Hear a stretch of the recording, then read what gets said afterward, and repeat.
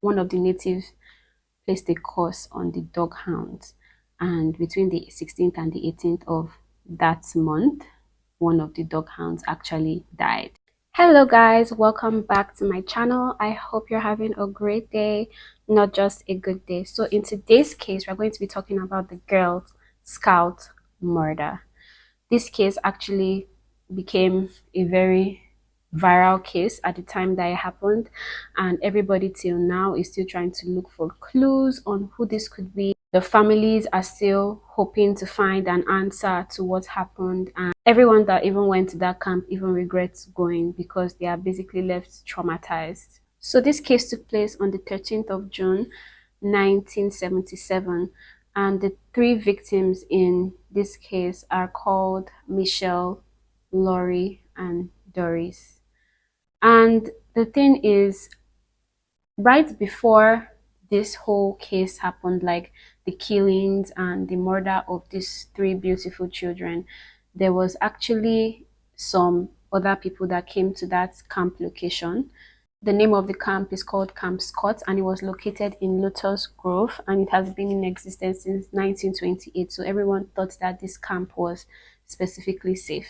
So 2 months prior to this case, the people that were located at the camp actually said that they saw that someone ransacked their tent when they had gone out for something, and the person stole some items in their tent and also left a note in the donut box in which they bought the donuts, and said that I am going to murder three girls in this camp. But they saw it as a prank and they did not take it seriously. I don't understand what is with people and taking this type of note thing seriously. Most of the cases that I've actually done on my page are actually like warning signs. They were actually warning signs on what someone was going to do, but nobody took it seriously. Either they saw it as a joke or they saw it as a prank. So I feel like we should start taking things more seriously when people confess weird things on paper or say them to you.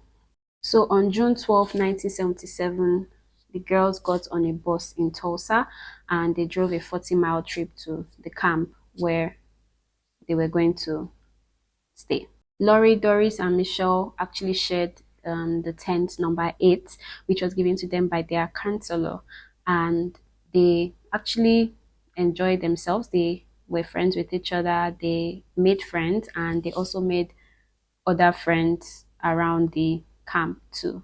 So they did marshmallows together, things that people usually do at the camp, and then it was time to say good night. While everyone was sleeping in the night, there's a particular camp counselor called Carla who woke up in the night saying that she heard a noise and that probably it sounded like a frog or a bullhorn. So she also woke her other mate up, another counselor, and the counselor woke up and said that she did not hear anything. So Carla was thinking that, okay, you know what, maybe it's in my head and I'm just getting scared, because the day before, actually, when they arrived at the camp, she saw a group of men, like 3 or 4 men, walking on the side of the camp at the other side, and they were holding a yellow torchlight and shining it on tents that were in their area. So she got very scared about this and just thought that probably she was overthinking, and so she and the counselor that she woke up went back to sleep. Carla woke up the next morning by 6 a.m. to go have her shower like she usually does, and by the time she gets to the showers, because the tent 8 of where these three girls were staying was beside the bathroom, 150 yards away from their tent, right beside the bathroom, she saw these three girls' dead bodies. She also found a tape, a rope, a flashlight, and also a gag. Carla cannot believe her eyes and she starts screaming, and everyone starts gathering. She ran to the counselor's tent because they had not yet woken up, even though it was 6 a.m., and they all rushed to the scene and they just found these three girls' bodies. The first thing that they did was that they called the police. The police arrived to the scene and they also noticed that one shoe was missing from the girls, which is Michelle's shoe. So they conducted a search and also evacuated the premises of the camp. And the police was very busy in their search because it was a camp, so it was really big, forests outside of the area and everything. And in the midst of the police actually doing all of that, this killer returned Michelle's shoe. This was actually a very sad case because, when you're at camp, no access to phones, you're not really talking to your child at that moment. And Michelle's parents found out about the death of Michele through the news. After that was actually seen, the camp was closed, and till date, it has never been reopened. The sad thing about this case also is that this killer actually just didn't aim at tent 8. The killer actually had walked into that camp freely from the beginning of the tent, walked past the counselor's tent, went through the middle of the tent, and then just found a random tent and peeped into it and saw the 3 girls and murdered them, which means that he could have actually been seen or stopped, but because everybody was sleeping, he wasn't caught or even seen. He actually made stops at some tents and stole some other things like purses, necklaces. He was just stealing random stuff, and it is just so bewildering that he wasn't caught and nobody woke up. An autopsy for the bodies were done, and it was seen that Michele died of asphyxiation, and the other 2 girls in the tent, before he killed them, they were sexually molested. When the case became even more popular and people were putting pressure on the police to find out what happened, they were blaming the police that how come they don't have any suspects, blah blah blah, but it was actually false.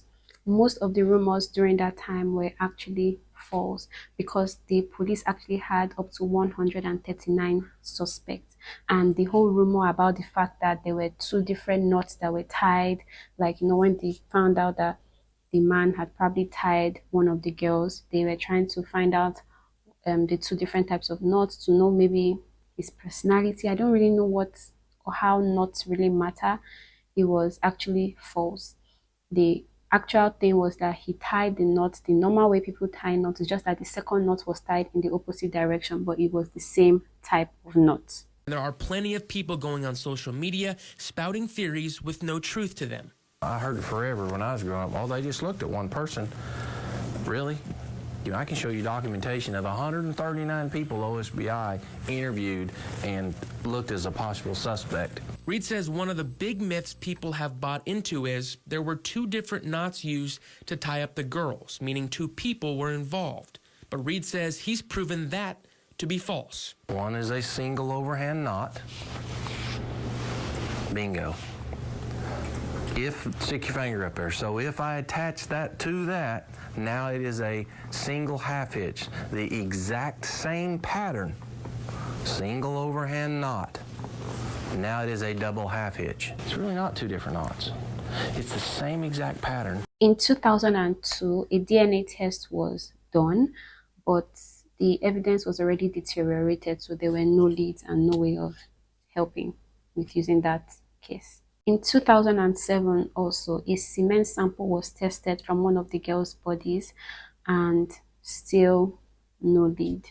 A man actually called Jack Strawford that actually lived near the camp actually complained to the police that his house was broken into and stolen a lot of stuff. So the police go to his house to investigate and check out, and in the basement of his house they found tapes, ropes and other items which matched what was left in the crime scene of the girls.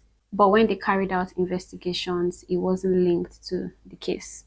The police also checked his wardrobe for his shoes, and they found out that the footprint under his shoe, one of his shoes, actually matched one of the footprints that were seen on the sand of the camp or the bush near the girls. But when they did a DNA test to test out the 2, it wasn't a match, so he was eventually ruled out. So he was no longer seen as a suspect. The police found another guy living outside the camp in a car, and they investigated him and found out that he had actually been to prison for rape in 1966, and he escaped prison in 1969, and he actually ran away when he found out that the police was investigating him. So the police was not sure if he was running away because he actually killed those girls or because he burst out of prison and ran away. But 10 months after, the police eventually found him in a Cherokee native environment, which is basically kind of like a village. And when the police actually arrived at this village, they came with dogs and other officials, and it also made the natives very scared.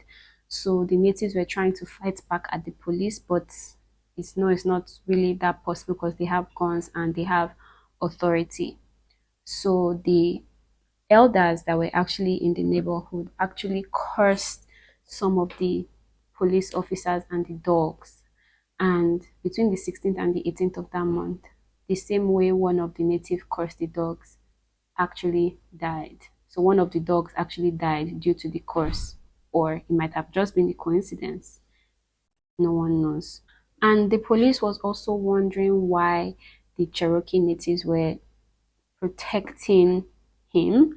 They don't know whether he was actually a Cherokee native or maybe his mom or dad or friend, or nobody really knows how Gene actually got there. So Gene was actually taken to jail and then he was on trial, but he was acquitted of all his crimes because there was no sufficient evidence that he actually was the one that murdered these girls. But he was sentenced to 300 years for other crimes that he had committed. Gene died not too long after his jail sentence. He was working out and just had a heart attack. After his death, they also tried to do an autopsy and in the link to the Girl Scout murder cases actually, and they found out that his footprint was too small for it to actually have been him because the footprints that were seen in the case were quite big. The thumbprints were also not a match, and that was them basically ruling out Gene as a suspect even after his death. So till this day, we still do not know who actually killed those three girls since 1977, and the police are still on it and hoping that they find this person that did it. Hopefully this person is not walking free somewhere, and I hope they eventually catch this person because this person did a horrible, horrible thing. So that's the end of this video, guys. Thank you guys for watching to the end, and I'm going to see you in my next video.